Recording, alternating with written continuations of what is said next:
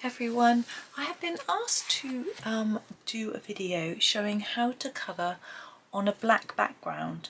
I thought I would start by showing you some of the pictures that I have coloured myself on a black background to talk you through some of the good points and bad points about what I've tried, where I think I succeeded and where I think I haven't, to sort of give you some guidance, and then we'll do some colouring on a page with a black background at the end. So let's have a little look. Now this book is by Maria Trolle and it has a lot of pages like this, look, with a black background. And let me just show you a plain one. So we've got white on black like that.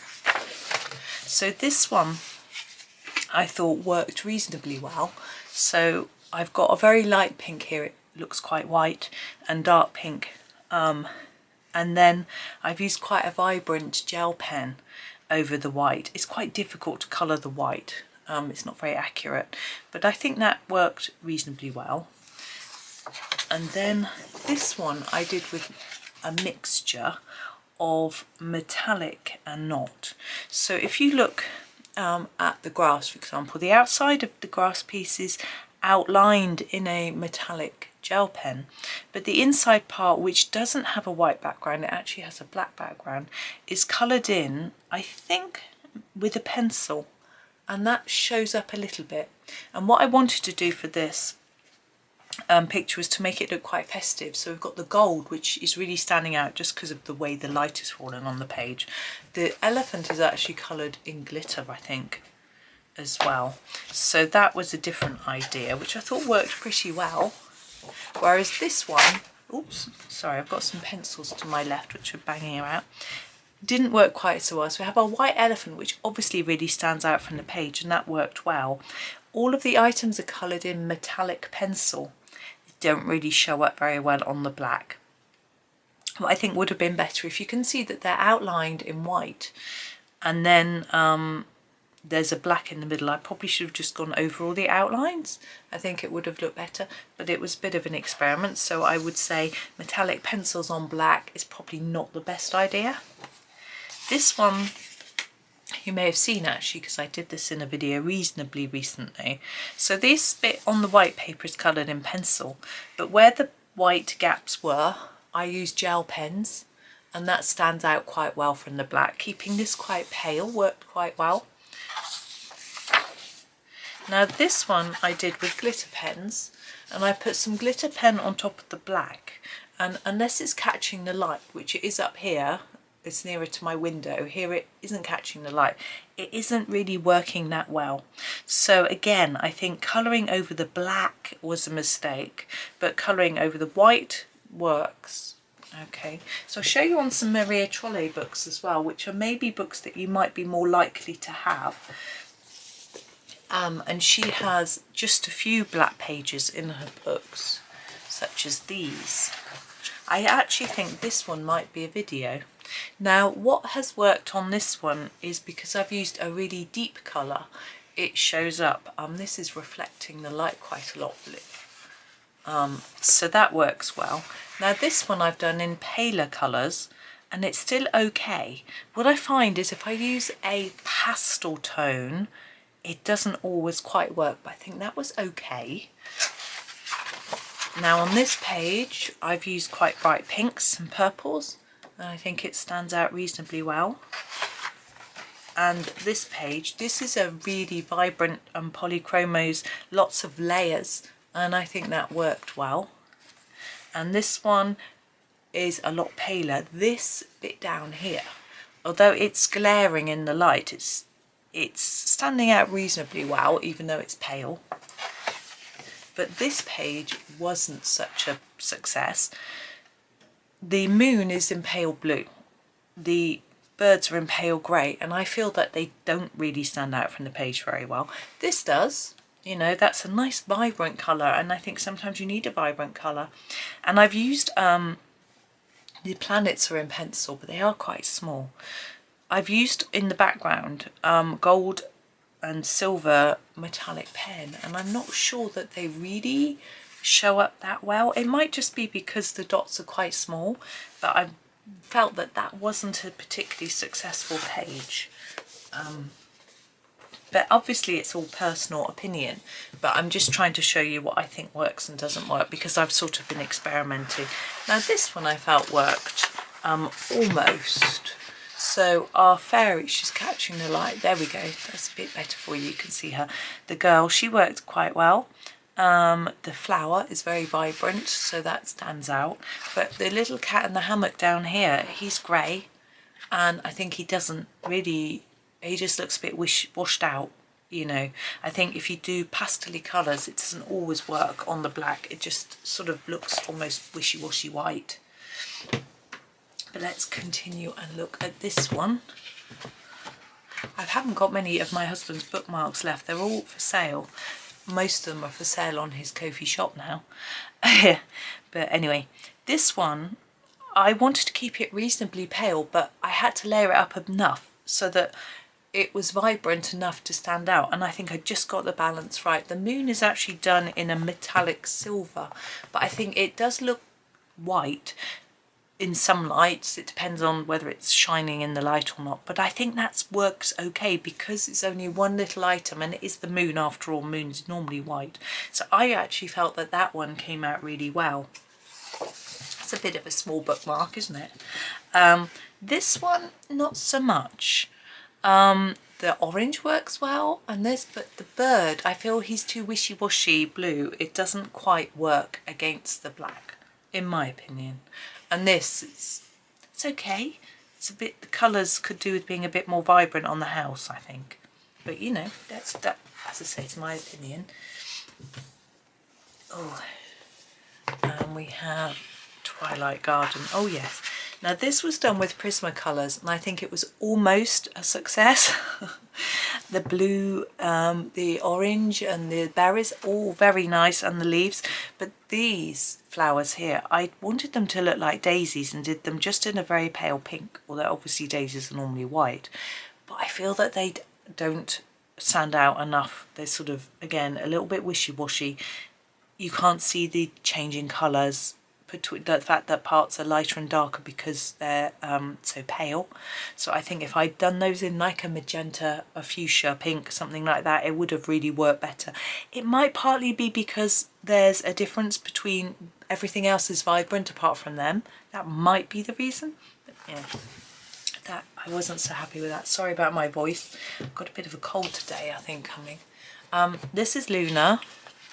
It's a lovely bookmark. I want to keep this one. Anyway, I've got a few things to put up for sale actually soon. Now this one I think worked really well. The bunny does look a bit pale if you tip him. He's not. The light's glaring a bit. But I think everything is quite vibrant. Even the yellow, because I layered it up a bit. I didn't want to keep it too pale. So I think it worked. The bunny does look a bit pale in the camera, but he's not. As I said, he's quite, it's getting the balance right because he's grey. You don't want to do things so dark that you can't see the difference between the black background and the item, but also you don't want them white and wishy-washy, so it was just getting that mid-grey, and I felt like I did that right. As I say, in the camera it doesn't quite look right to me, but anyway. So we are going to do a colouring from a Maria Trolle book. I chose Universe because it's her compilation book. So if you don't have this specific book, you might have one of hers that has this picture in. This is actually from Vivi is Looking for a Friend. My copy of that is not called that. It's called Dream Rice. It's foreign. Let's just move those bookmarks away. There we go. I'm going to grab some paper to go behind the page. We're going to do this poppy and the little critter. Hang on. I should have got myself a bit more organised. I'm going to use Polychromos. I feel that you need a pencil that's quite vibrant to make it stand out on a black background. I just organise my pencils. There we go. So yes, you need something quite vibrant. Now poppies are tricky. The centres are often black, but this looks a bit more like a Californian poppy, which doesn't have a black middle. They often have yellow, don't they? So we could do it orange and yellow. We could do them two different colours. I think that might be better. just more interest in the page. So let's come in a bit. This book is a fairly new one of mine, so the pages are a bit, not very flat, but we'll try my best. So poppy stem I'm going to start with actually, and I'm thinking they're usually quite dark, but we've got this dark paper, so I'm going to start with a pine green, which is quite dark, but I'm going to not put it down too hard, and I'm just going to see how it looks, because want it to stand out. It's actually going down really well, as if I'm not going to need too many layers, which is nice. This paper is lovely in this universe book. Do watch out though, because if I say a paper's lovely, it might not be the same as the paper in your book. Some people have been asking me about paper. I'm just going to colour over all the green with this pine and then fiddle around with it after. Saying, what do you think of the paper in X book? Does it work with X pencils? Now, it's all very well me saying yes, but it depends where you buy your book from. Now, this book bear with me, this book is the Gibbs Smith printed edition. It doesn't actually say, it's definitely the English language edition. Some of the Maria Trolle books I've got are foreign editions. It's quite interesting that sometimes if you look on Amazon, the foreign editions are cheaper than the British editions, and actually some of them are American editions. I guess if some like Hannah Carlson and Maria Trolle are European, and if they tend to get their English language editions printed in America, so it can actually be cheaper for us in the UK to buy the European editions because of shipping and import duty and things like that than it can to buy the American editions. So I think it's always worth having a little look, because I actually find it quite fun having a foreign language edition. I think it's, and they're usually no different with regards to the pictures inside. There might be a few odd bits if there's words in a picture or whatever, but the paper can be really different. My copy of Vivi's Looking for a Friend is, I don't know, Dutch maybe, or Swedish, I can't remember. And the paper is absolutely beautiful, really thick, just the right toothiness for me. But for you, it might not suit you. It depends on the pencils that you are used to using and how many layers you like to put down, and there's so many factors. Now, a paper that feels rougher when you run your finger over it, that has more tooth in it, and what that means is that it's got deeper gaps. So imagine a sugar paper or watercolour paper. When you actually look at it, you can see that it's rough, and if you put pencil on that, some of the paper doesn't get covered in pencil because it's deep down. It's like, imagine the paper is like this, the surface, so when you put your pencil on, it doesn't all get down into those gaps. So if you want to layer up a lot, that's brilliant, because you've got lots of space to push your pencil down into but if you want to just skim over the surface with the pencil, you can see all the white paper through, and it doesn't really always look nice. It depends on how you want it to look. Some people like having the white paper showing through. I sometimes do. It depends on what effect I'm trying to generate in my picture. But it's just worth noting that it's worth trying some different papers and trying them out with different pencils and seeing how you feel, because it's such a personal thing.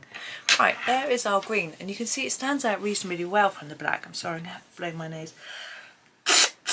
But I want to make some bits a bit darker, and I'm going to have to be a little bit careful because I don't want it to merge into my background. So I'm going to sharpen my pencil a little bit. I feel like this sharpener's got a lead stuck in it. There we go. Actually ended up breaking off the end of my pencil. Oh yeah, I was breaking loads of pencils in yesterday's video, wasn't I? There we go. Okay, so this leaf here, I'm going to just put a bit of darker colour along the edge of that centre bit. And I know that I can get away with the darker bit in the middle, but it's better not to make it too dark on the edge so it doesn't merge into the back. Yeah. I can do the same on this one. Yeah, I had a bit of a sore throat last few days. It's a bit annoying. But, yeah, it is what it is. I don't know where it's come from. No one else has got anything going on. But, yeah. I'm just doing a little bit darker at the end of each of these. Try not to go too much to the tip.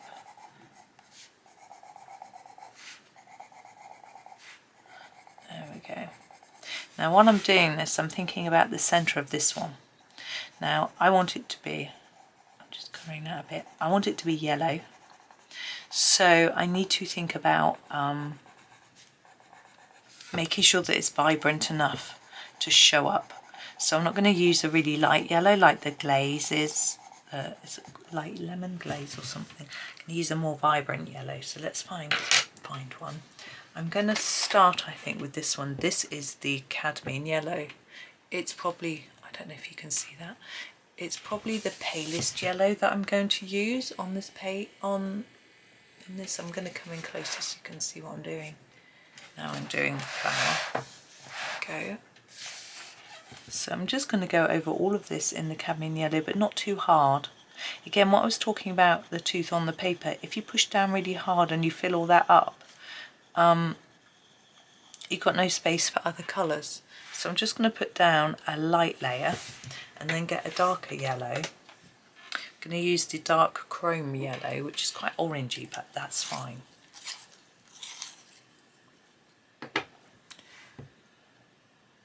And do a little bit in the middle of that centre one, around the edge.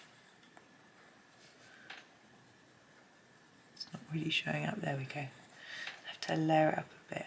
And just trying to do a little bit on the end of each of these little long shapes, on the end nearest the centre, where they're overlapping, there might be a little bit of shadow. I think it just helps them to stand out, helps each individual one to stand out a little bit more. But if you don't want to fuss, you could just put this colour over all of it. There we go. That's it. That's nothing much. Just leave it there. Now I'm going to do a sort of orangey colour, I think. I think I'm going to start, is that the cadmium orange? Yeah, I'm going to start with the cadmium orange. It's not that dark, and do the whole of the flower.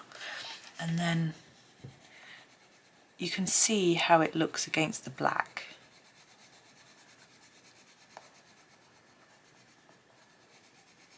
And then we'll darken up some areas after.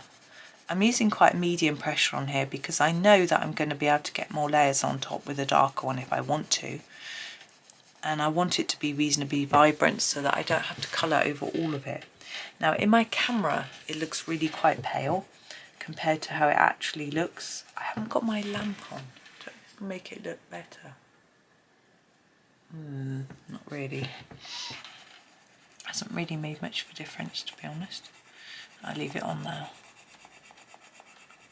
So just colouring over all of it. I sort of picked this picture partly because it was quite simple. I thought it would be a little bit easier to, especially as I was nattering on at the beginning a bit.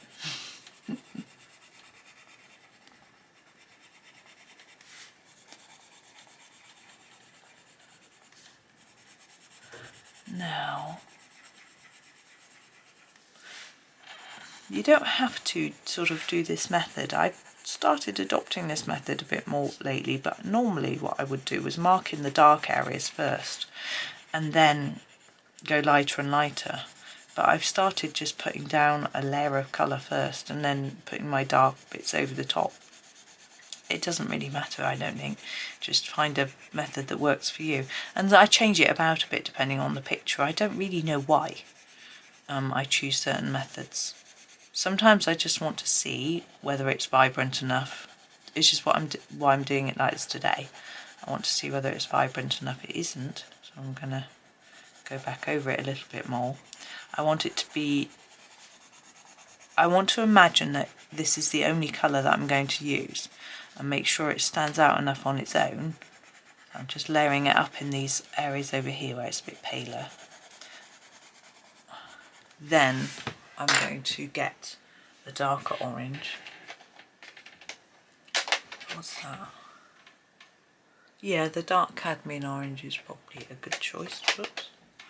My pencils are jumping over the place. And I'm going to put in where I think it would be darker. So here, for example, in here, I think it would be darker in there. I'm just going to put a little bit and try and fade it into the other colour. And around this centre part.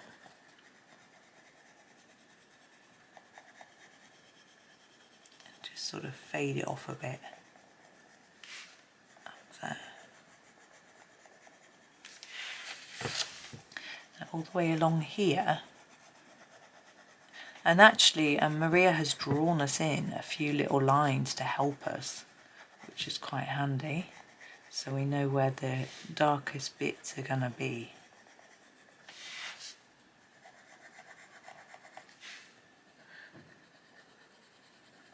So that's quite useful. An illustrator does often help us a little bit.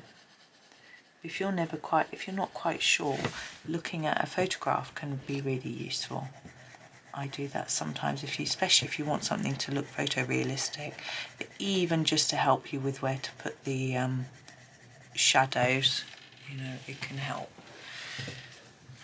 And now that's quite dark compared to the rest of our petal, so I'm just going to take the colour out a little bit, just try and help to blend it in a bit more. Like that. I think my son just got out of bed.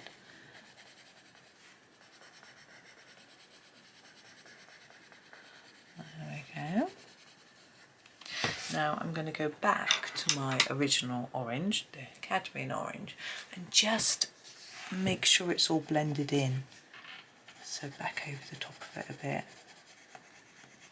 And we'll sort of darken it all up a bit and make it more vibrant, knowing that it will work like that.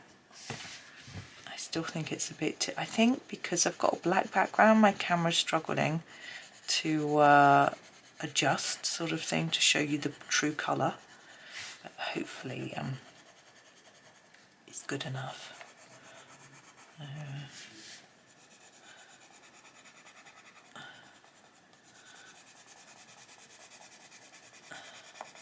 So just sort of going over the top another layer really, and doing it quite quickly.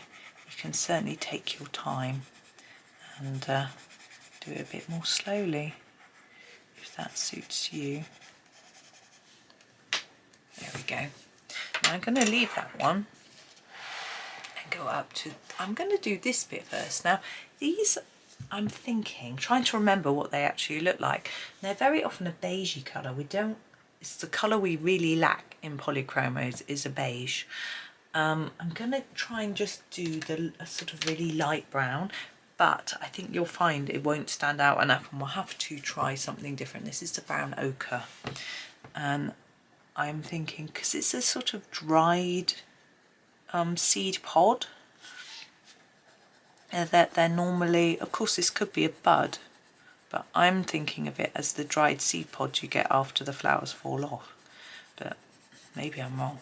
But you could do it as a bud, and then you could do it in the orange, or I'm actually doing this one a different colour in a minute, so you could do it like that, or you could do it in green as if it's really tight bud. I'm trying to just make it a little bit darker on the top and bottom, and I think that's working. Oh, my husband's in a meeting, I can hear him. He's working from home today. Right. He's been working from home a bit more lately. He's been allowed to a bit because he's walnut brown. Now this is really dark walnut brown. If we're not careful, we'll lose it into the black. So I'm going to be really light with it so that it doesn't just sort of disappear. But I want those bits to be a bit darker. And I think if those bits disappear, it won't matter too much. But I want that to look more intense, but not fade. So I'm going to use my green gold.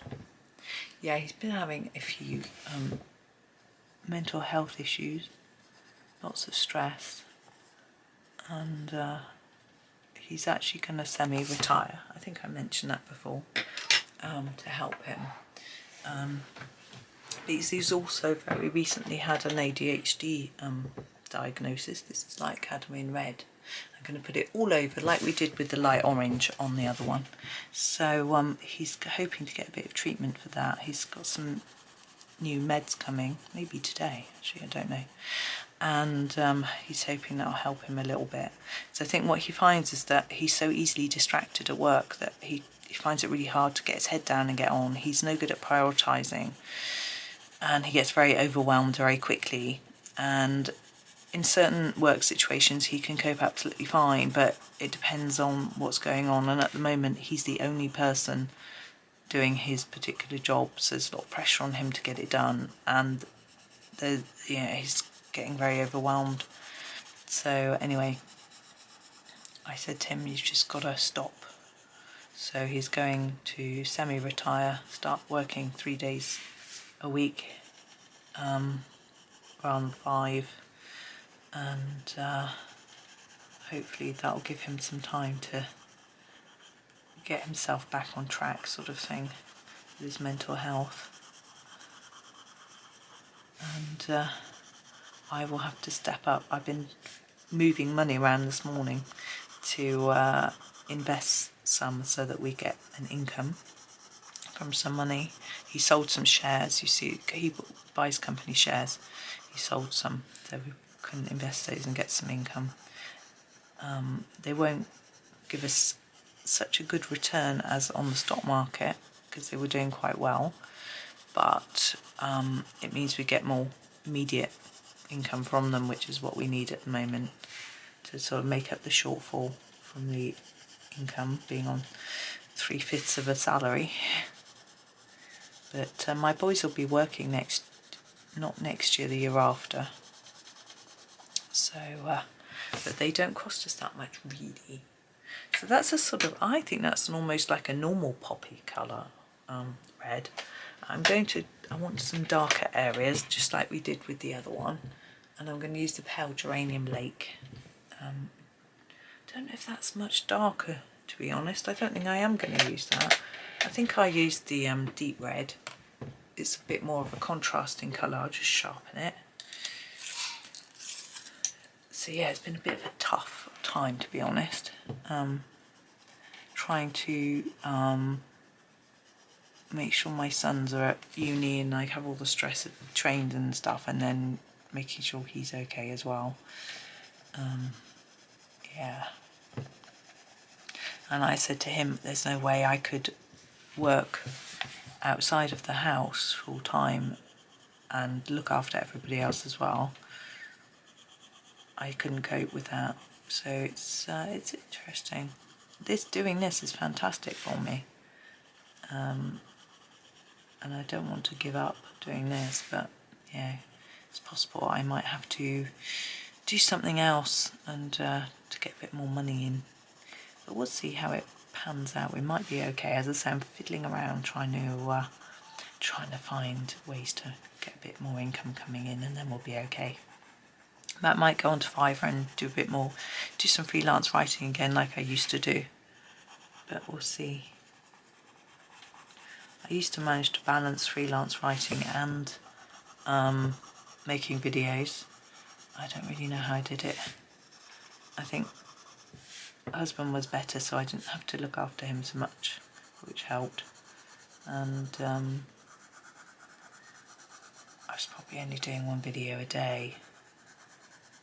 And also children were at school full time, so I didn't have to be making sure they were working, because I think they struggle a little bit with managing their time when they're used to, you know, when you're at school you have pressure from the teachers to do your work. At uni they say they don't care, the lecturers don't care. We're going back to the light cadmium red to go back over these.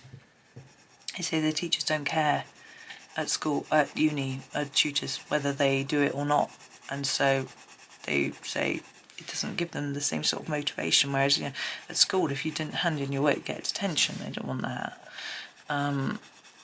But at uni they can't do that, because obviously they're adults, so there's less pressure, so they just don't quite have the same kick. They're supposed to be motivating themselves, but it's quite a big step. It's quite difficult. So they've always been used to me helping them, I think. It's a very hard thing to, how do you teach someone to be self-motivated?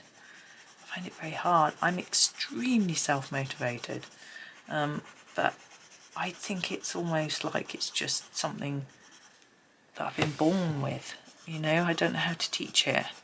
I don't know if I'm making sense, but I've just always got a drive to push on and do stuff and achieve and finish. But I get great satisfaction from finishing things and doing a lot and things like that, and it doesn't usually wear me down, you know. Being busy and getting my head stuck in stuff is really good for me. I really enjoy it, and I don't get I've never had I can't think of the word, you know, where you get too where you do too much and you get overwhelmed. I can't think of the word. I've never had that. So it's I just, if I get like stressed because I've got too much on, I just push myself harder. This is deep red, and I know people say, well, you need to chill and you need to relax, but I do have little breaks every day, you know, coffee breaks, walks, all sorts of things. And I haven't been telling you what I'm doing. I'm just re-emphasising some of these darker areas where, when I've gone over with the lighter colour again, it's sort of faded it back a bit, and I'm accidentally colouring my mouse red. You don't want to be red. Now, it's very tempting. I often colour these little critters in grey, but because we've got our black background, he's going to be brown. He's going to be quite dark. His little feet as well, I would be tempted to do pink, but I'm not. I'm going to do those the darkest colour. So I'm going to use a dark sepia to do like, I'm thinking like some critters have like a little pad on their paws that's quite dark and leathery, and I'm just going to do his whole paw so it looks like that. I've been rubbish at keeping in the lines there, like that. And then I could do his fur a little bit lighter. I'm going to start with the raw umber. This is quite a pale, it's too pale, but we're just going to start with it. I know I've gone over the lines. I'm hoping that it will disappear. I could have erased it a bit. This is very similar colour to what I used for this. I don't want him to look too much like that, but I'm just getting some colour down. I'm just going to go all over. So he's got quite an intense base coat, I guess you would call it. And the tail, I'm not going to do a pale tail, I'm going to do it like it's furry. Okay, now I want a colour where I'm going to put in some shadowing. So this is my Van Dyke brown, and I'm going to look at him. Now he's going to have shadow in his ear, isn't he? So put some there like that. And same here. Above his arms, just the tiniest line there, sort of help the shape of his face as well. I actually might make that a bit dark. Then under his arms there, and then his belly. Now, I think that's okay.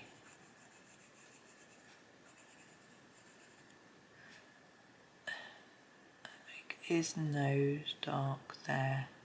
Then I'm going to go, let's go with a different colour.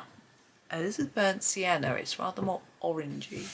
And what I'm going to do is put in some fur.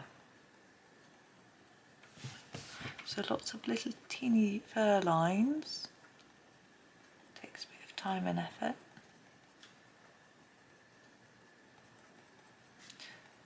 And it will show up a little bit.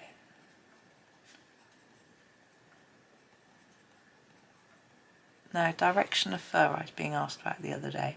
Think about the natural direction that you think it would grow in. If you've got a cat or a dog, you can look at that. But what I always think is it grows from the fingers tips to the shoulder, from the top of the head to the nose, across the cheeks this way, like in the same direction as the whiskers. That sort of thing. I'm going to put a bit more here and here.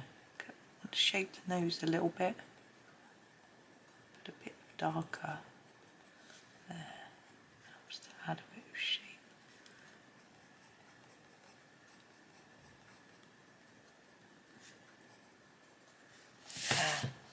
I think that might be done, but there's a little bit of red. Can you see right on the edge of that leaf? It looks very white. I'm just going to sharpen my light cadmium red. It's gone very blunt, and just fill that bit in. Sorry, let me. Sometimes it is only once you've filled in other details that you notice these sorts of things that you've missed.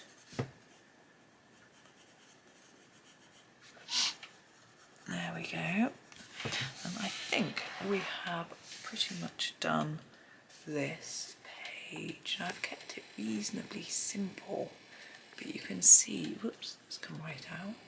You can see how it stands out from the black pretty well. This might be a little bit pale. He's okay. He's a bit pale too, but because he's surrounded by the red, it's not too bad. The same as this yellow. It could be more vibrant, but we've got the orange around it, so it just about works. Here, it's hard to know what to do. I think I might actually grab some green. I'm going to use the olive green yellowish because it's brownish. Just put a few strokes of this in to darken it a bit more, because it could look a bit greenish, but if we aren't going so dark that it's going to disappear.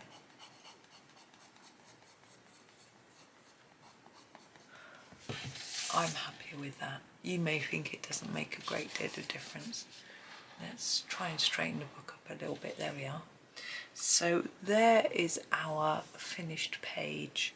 So I hope that helped you with thinking about black backgrounds. So you want something that's vibrant but just not too black, so it doesn't disappear completely. So layering up and having an intense colour, I think, is quite key. So even if you want to use a pastel shade, like your pastel tint pencils, you could probably get away with some of them, but you would need to put them on quite thickly so you've got that intensity of colour.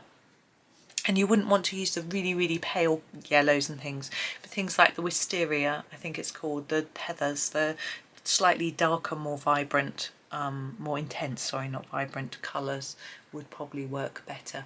But I do think you're probably better off avoiding pastel if you can, and just using regular pencils. But there we go. So thank you very much for watching. I hope that you have a really super day and happy colouring.